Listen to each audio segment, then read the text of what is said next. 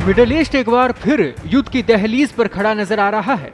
ताजा घटनाक्रम में अमेरिका ने ईरान पर भीषण हमला करते हुए दक्षिणी ईरान के कई सैन्य ठिकानों और ड्रोन कंट्रोल साइट्स को निशाना बनाया है। बताया जा रहा है कि इन हमलों में रणनीतिक ठिकानों को भारी नुकसान पहुंचा है।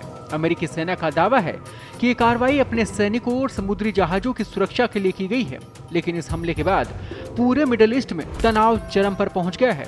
दरअसल ये हमला ऐसे समय हुआ है जब कुछ दिन पहले ही अमेरिका ने ईरान के बदर अब्बास पोर्ट और उससे जुड़े सैन्य ठिकानों पर एयर स्ट्राइक की थी।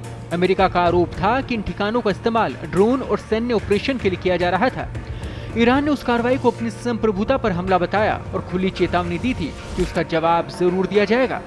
इसके बाद ईरान की रिवॉल्यूशनरी गार्ड यानी कि IRGC ने अमेरिकी एयरबेस पर जवाबी हमला कर दिया। मिसाइल और ड्रोन हमलों से पूरे इलाके में अफरा तफरी का माहौल हो गया। ईरान ने साफ कहा कि अगर अमेरिका हमला करेगा तो जवाब उससे भी ज्यादा कड़ा होगा। अब ईरान के उसी जवाबी हमले के बाद अमेरिका ने दोबारा बड़े पैमाने पर एयर स्ट्राइक की है। रिपोर्ट्स के मुताबिक ईरान के कई सैन्य ठिकानों को निशाना बनाया गया है। इस कार्रवाई के बाद दोनों देशों के बीच तनाव और ज्यादा खतरनाक स्तर पर पहुंच चुका है। उधर अमेरिका और ईरान के बीच चल रही शांति वार्ता भी पूरी तरह से टूट चुकी है।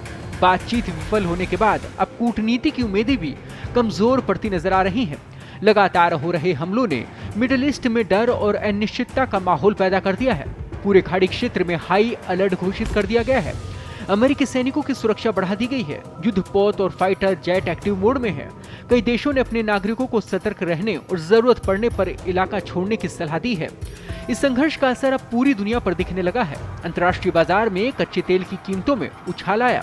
एक्सपर्ट्स का मानना है कि अगर हालात और बिगड़े तो इसका असर वैश्विक अर्थव्यवस्था से लेकर आम आदमी की जेब तक पड़ सकता है। संयुक्त राष्ट्र समेत कई देशों ने दोनों पक्षों से संयम बरतने की अपील की है, लेकिन जिस तरह हमले और जवाबी हमले लगातार बढ़ रहे हैं, उससे डर गहराता जा रहा है कि कहीं मिडिल ईस्ट एक और बड़े युद्ध की तरफ तो नहीं बढ़ रहा। अब सबसे बड़ा सवाल यही है कि क्या अमेरिका और ईरान के बीच ये टकराव और ज्यादा भयानक रूप लेगा या फिर आखिरी वक्त में कूटनीति इस आग को शांत कर पाएगी। फिलहाल पूरी दुनिया की नजर अगले बड़े कदम पर टिकी हुई है।